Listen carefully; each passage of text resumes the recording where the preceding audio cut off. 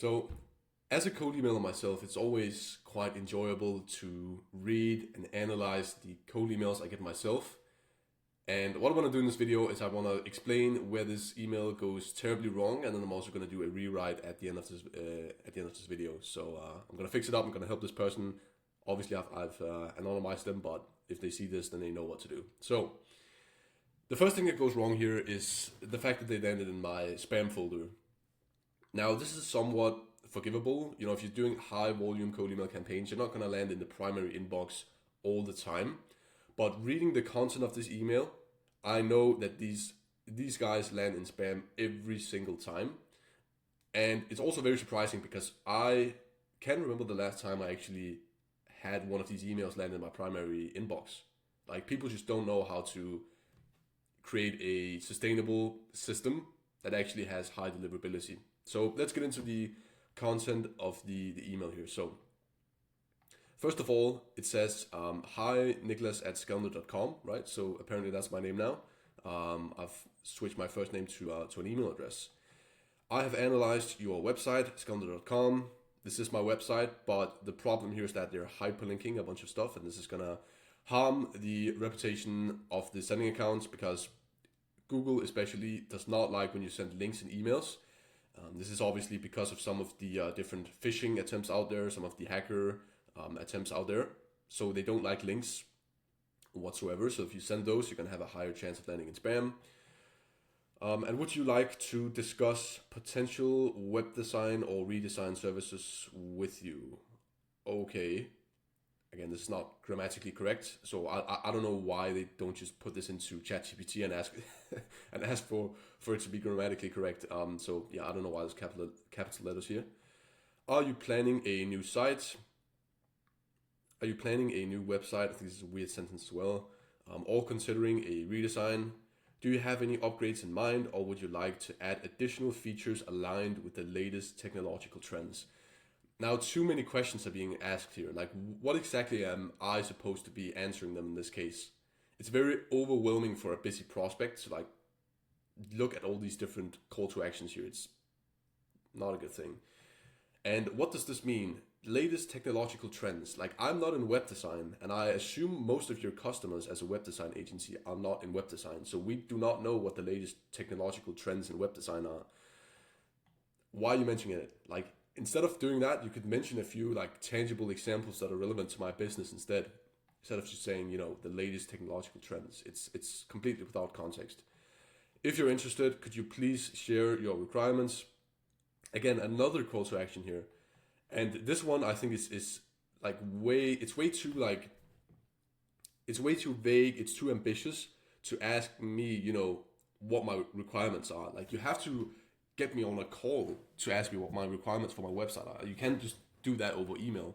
So you have to provide you have to start a conversation that eventually leads into a sales call, and then you can start asking me about my requirements. I mean, this is way too early. Eagerly waiting your response. You're probably gonna have to wait for a while. So yeah, this is the email. There's also no signature here. I mean, there's no address, phone number, company name, etc. It all looks very, very, very scammy here, and yeah, it's no wonder that this email landed in the spam folder. So I did a rewrite, and it sounds like this. Hi Nicholas, I saw you were in outbound sales, and I was wondering if you're looking for a new website to better showcase your expertise and case studies. On your website, I noticed a few things that might kill conversions. I filmed a 3-minute video covering how we can fix that. Can I send that over, plus a few of our portfolio websites in marketing and sales? Now, what have I done here? So the first thing I've done is I have personalized the email. I have actually managed to, in this case, mention what I do here at Scalander, right? So the fact that I'm in outbound sales, okay?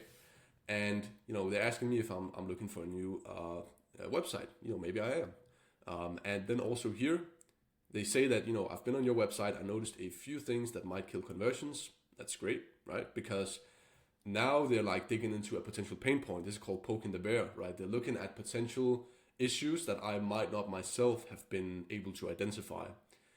I filmed a 3-minute video covering how we can fix that, right? Okay, interesting. So they have a video for me on how they can actually solve this issue.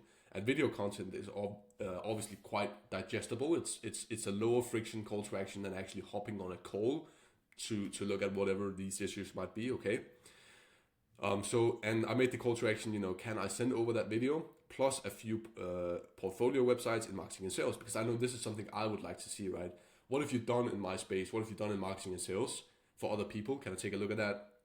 Can I see your portfolio websites in my niche so I can get some inspiration and I can see if you know what you're doing, right? And you might say, okay, well, what if that person didn't have the data points to actually be able to personalize it like this? And I would say that's BS, because you can very, very easily scrape the company description of Scalander. Like I do this all the time for basically all my clients, right? I have some sort of personalization of as pertains to what they do, right? Always. And in this case, there's absolutely none. This is a completely spammy email. It was sent out to everyone. Whereas this looks more exclusive. It looks more like it was aimed specifically towards me. And this is not hard to do if you know what you're doing. You can easily make emails look like this. And again, you might say, oh, what about the video here? Yeah, you film that video after you actually get the response, right? So after you get the response, they're interested. Then you film this 3-minute video. You send over a portfolio of websites in marketing and sales, so I can have a look at that as well. And if someone sent me this email and it landed in my primary inbox, I would 100% respond right now. I would respond to this, no question. So that was my rewrite of this email. I hope this was helpful, gave you a perspective on copywriting and what not to do. So yeah, thanks for watching and have a good day.